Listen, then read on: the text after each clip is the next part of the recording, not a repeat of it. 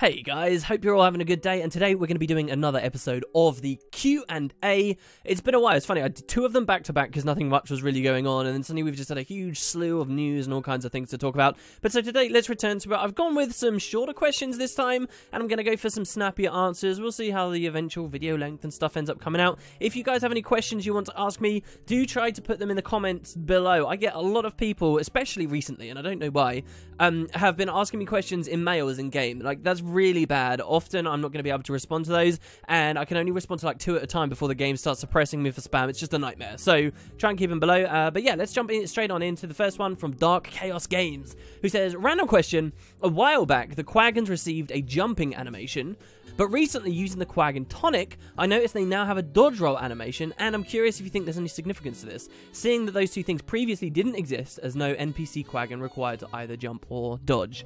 I think this could be several things. Obviously, the first thing is, oh, it's Heart of Thorns, right? They must have more Quaggan in there, baby Quaggan, stuff like that, and we're going to see them fighting a little bit more, fighting, though, without enraging themselves, and we know that the Quaggan are, like, big fan favorites, but also favorites of the devs, too. I have a feeling a lot of the devs really like some of this cutesy stuff, and they're probably looking at getting those new assets in place for, you know, just random personal story things and areas of the world that we're going to be exploring in the X-Pack, and then they looked back at the tonic and thought, you know what, let's just add it back there too.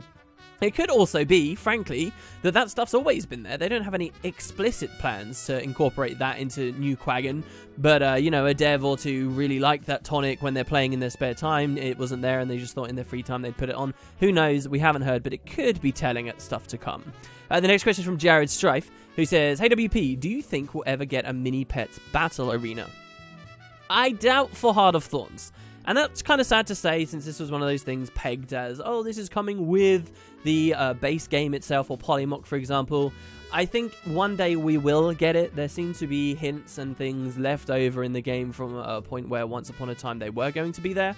But as you know, a lot of stuff got cut out, specifically activities on that side of things, and I think that's exactly what this was going to be. It's interesting to me now, though, that it's been a long time since those early announcements of adventures and leaderboards, and that very early statement they came out with saying, oh yeah, you know, this could even let us add some of those original things in, and kind of this hint that archery shootout might finally be coming with Heart of Thorns. You know, that seems to have been totally pushed to the side, and how much crunch they seem to be in here. I wonder whether that's gonna, like, get the axe again. You know, they did that recent, much more up-to-date post about adventures, and whenever they talk about them, they've not included that at all. So I don't know, maybe we won't see this or archery shootout or any of that stuff in the end anyway for Heart of Thorns.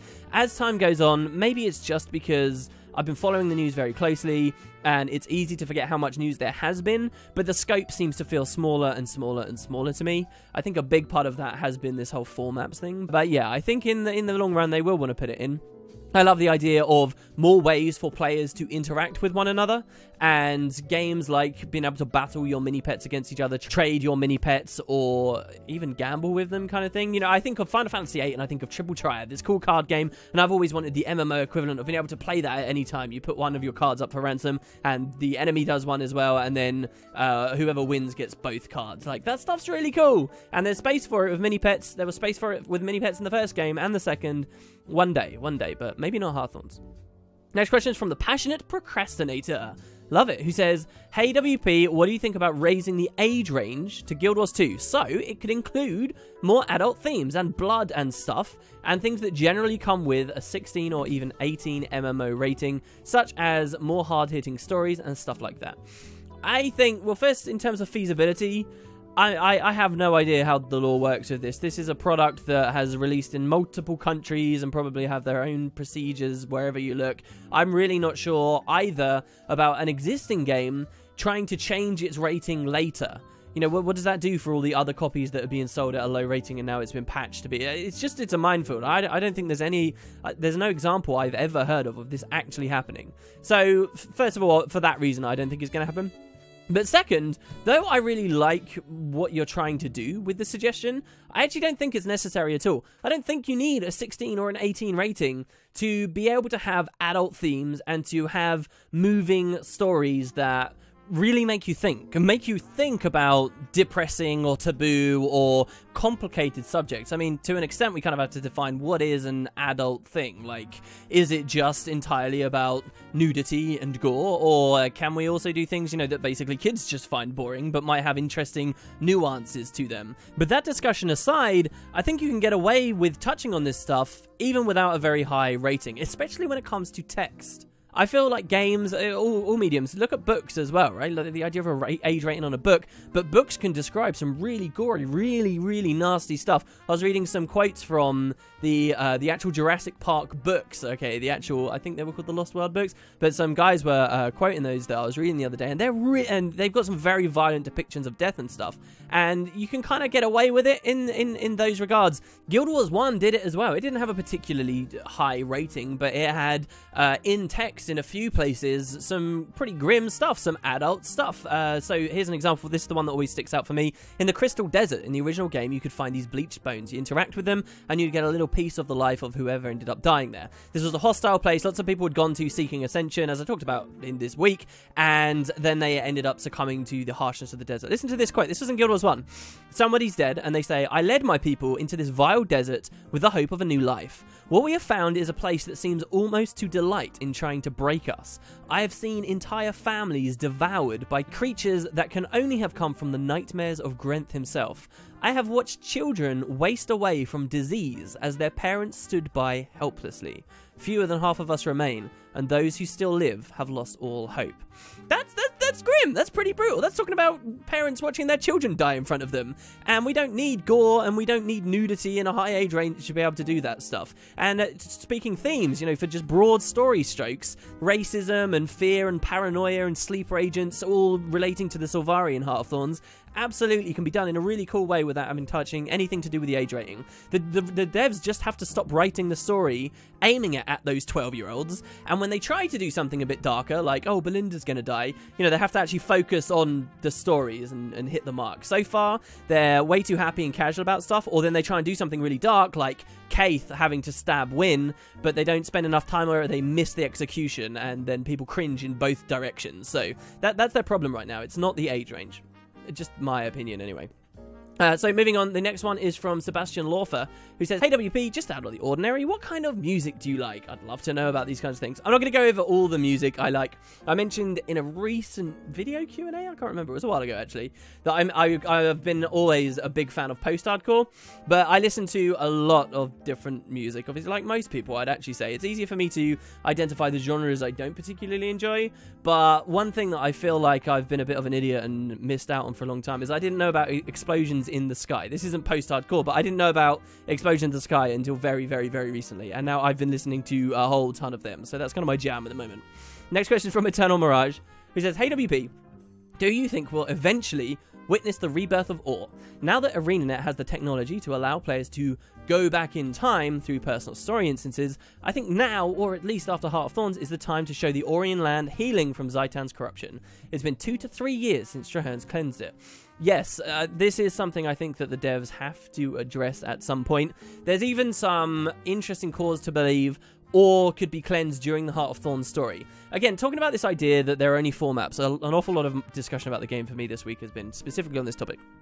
One thing, of course, that they could be doing a lot of for the story is, instead of having all the story just across 4 maps and then you think it's going to be quite small scale, maybe it's 50% of it is still in regular Tyria, and I believe a lot of it will be in regular Tyria. I believe that's why we've seen the changes to Lion's Arch. But then to go even further, what if like tons of the actual story in Heart of Thorns is in existing places that are just going to be changing slightly? And Ore is a great candidate for that. Why? Because it's also mechanically level 80 based stuff, but more importantly, there's this idea of cleansing it, and you can directly tie that to Morgemoth. You know, it was Caladbolg that was planted into the source of Ore, where Zaitan's corruption was, and it was Caladbolg that started cleansing it. And how did it do it? It started growing these vines and stuff. Morgemoth is the dragon of overgrowth, and this is an artifact directly coming from the Pale Tree, directly coming from Morgemoth. And we've heard that the dragons can like consume one another's magic, or these are some of the prevailing theories. So the idea would be, it's not really being cleansed of dragon magic right now. It's just being sapped away in favor of Morgemoth's dragon magic. And so, you know, to go completely crazy, let's assume that there's no such thing as a development restriction. Maybe Heart of Thorns releases, and Ore is a complete tangled mess of a jungle too, and this is also a huge region for Morgemoth, and then that gives us reason to go to the Scavenger's Causeway and all those kinds of places. So, anyway, what I'm saying is there is story precedent for returning to Ore, even beyond just the fact that it's been ages and they need to update those areas. On the topic beyond that, though, I do think that when they cleanse Ore, I really do love what Ore was supposed to be. The kind of PvE world versus world. D-Day style sieges and pushing through. Back when the game originally came out, you had different servers and you could have different servers get different progress as they push through, eventually leading to the Gates of Ore. That was a fascinating idea to me. I love the idea of having this long raid-like progression as you travel through, and different groups split off every now and then to capture the various temples, and if they succeed in their jobs, it gives everyone kind of buffs so that they can keep pushing through, cleanses various areas of the land. Or was conceptually a very cool idea. Obviously, it ended up nothing like it could have been, and I'm just hoping that when they cleanse it, that original idea of Ore appears somewhere else in the game, or stays there, and it's just because, you know, this isn't real cleansing, it's just Morgemoth corruption now. The technology is there, the story precedent is there. If it's not with Heart of Thorns, maybe we'll see Living World Season 3 or 4 is dealing with that, before we move on to Dragon number 3. Next question from Pear971, who says, why did you kill most of the frogs and sparkflies on your way? So this is about the footage from last episode. Had a couple of questions about this. The reason I wasn't healing or using my dodge roll was because I was doing the level up challenge, and as you can see, it's quite difficult. I got low on health there, and it's scary as hell when you get low on health. I actually happened to LOS enemies in the most bizarre places. It's really kind of fun. So in addition to this, I was killing a lot of ambient creatures. It's because I believe I was running around with a hammer there. I don't have hammer kills, so I figure, hey, and I think anyone should, while you guys are leveling up, leveling your new tunes, if you just equip a weapon while you're running around that you don't have Weapon Master on, and kill the little ambience, because you get credit for it, and why not? It's easy picking up. The next question is from Trams H, who says, do you think the portal in the Chantry of Secrets might have something to do with Heart of Thorns? I would hope so. Absolutely, I would. In fact, my biggest desire for the story of everything, you know, when we're not talking about mysteries and lore type stuff, one of my biggest desires is for ArenaNet to actually destroy the Pact. The Pact are gone by the end of this story, and to return to this 3-faction setup, as I've talked about before, that would be fantastic, and the Chantry of Secrets could then become relevant and important a location for the Order of Whispers players who chose that. I think it will really suck if we do Heart of Thorns and the Pact just comes back in full force and those orders really do mean nothing after that. That would be a real shame. I want to see these be hubs of activity. I want to have identity with the order that I've picked and real features in the game built around it and story built around it too. All that said, how confident am I that it's going to do that in Heart of Thorns? I don't know. It could have involvement. Like, the Dermot Priory had involvement in Living World Season 2, right? Because we ended up going there. But I really think the story for Heart of Thorns is going to feel more like the Living World than it did the personal story when it comes to choices.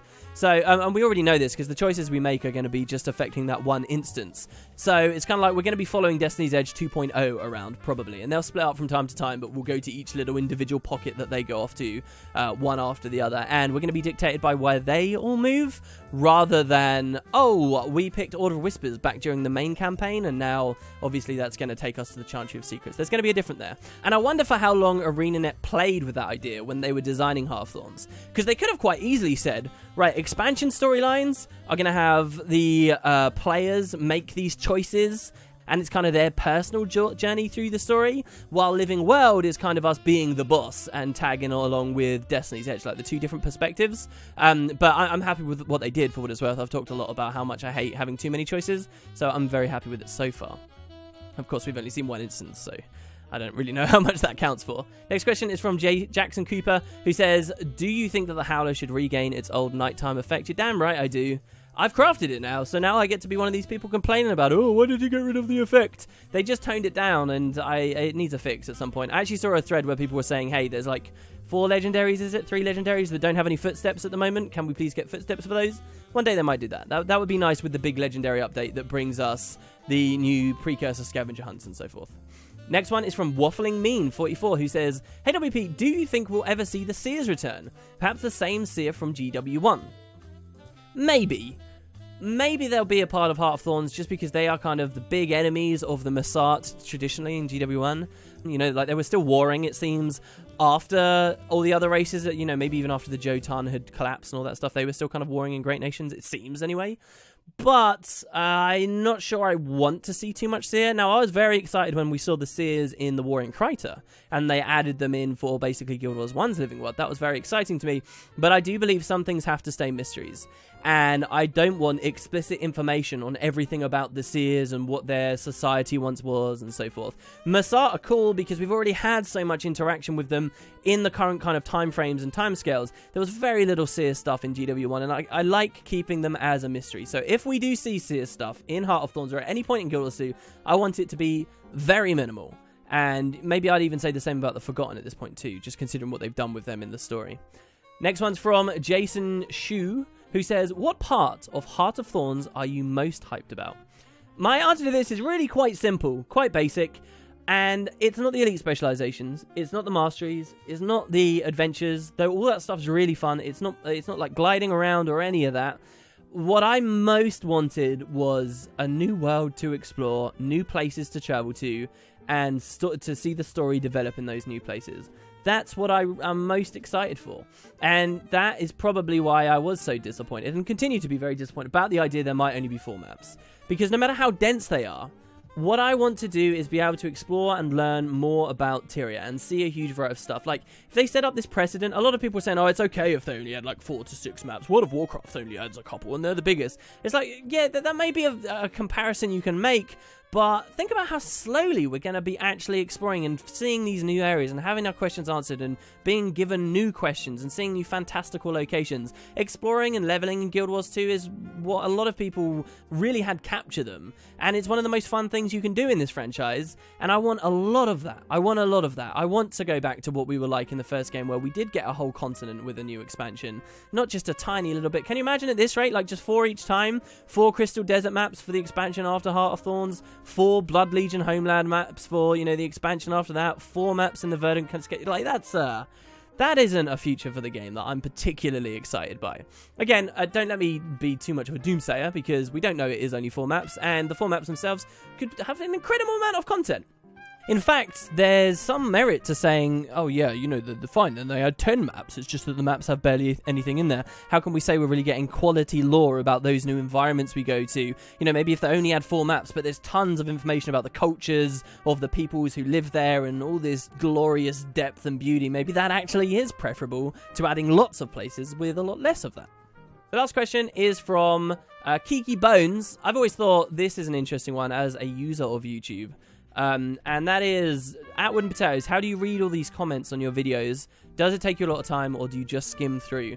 This was interesting to me because there was like a video that kind of went viral from some other small-time YouTuber during the week. It wasn't a gaming YouTuber. It was someone who'd done a video, like a parody, and then they'd had their video pulled, you know, and then there was all this controversy about copyright, and everyone, you know, banded up and got angry about it. And anyway, in the comments of this, these people were obviously, suddenly there was a lot of hype and activity around the channel, and they were grabbing it with both hands, and they were answering a lot of comments in the YouTube comments section. And someone responded to them saying, wow, you know, of everyone I've ever watched on YouTube, I never ever see them respond to comments. This is how I know your channel is legit. This is how I know you guys are awesome. And I think it's one of those interesting things, because a lot of the big YouTubers I watch too, I never really see them respond in the comments. And I always wonder kind of how I compare. All I can do really is give you guys my experience of it. I'll say when a video gets much less views, it's much easier to see my comments, because I may only leave like 10 comments or so per video. I don't give myself a quota or anything, but that's just kind of the way it happens. So if there's less comments, it's easier to see mine. But my general thing is I will put this Q&A up in about an hour or 2 after it's actually properly up. I'll have a read of the comments. Then I'll go away, do some stuff. I'll come back just before bed, probably read the comments, go to sleep. I always like reading the comments after I wake up, after I've been asleep, because loads of time's passed and there tends to be loads. And then maybe I'll look at it like once more. But after that, then I don't really look at the comments on that video anymore. Q&As are the exception, because a week later when I'm doing the next Q&A, I'll always return to it and read every single one and pick questions out of it. But for your generic video, after that point, I don't really read them anymore.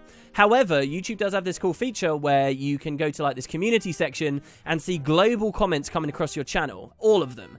And what I do then is I just scroll until I see like an odd thumbnail. So it will get spammed the hell up. This list will get spammed with comments on the latest video, but then you'll see like there's a comment on a different one. And it could have been something I put up a week ago.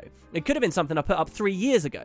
It could be someone like someone at the moment was going through my channel watching a bunch of Azuric stuff and leaving a bunch of Azuric comments. And you see all of them pop up. And in those situations, every time it's an old video, every single one, I always read it, and most often I also respond to it. So you can pretty much guarantee if you go back to any of my Guild Wars 1 LPs, my Tomb Raider LPs, any of that stuff, I see those comments and I respond and I say hi and, you know, engage with people. That's just kind of the way I do it. I spend a lot of time on the comments. It's just that when videos get very big, it looks like you're not doing anything, I guess, is kind of the result there. Anyway, there you go, guys. That's the Q&A for today. Thanks very much for watching. Again, if you've got any comments, leave them down in the description below.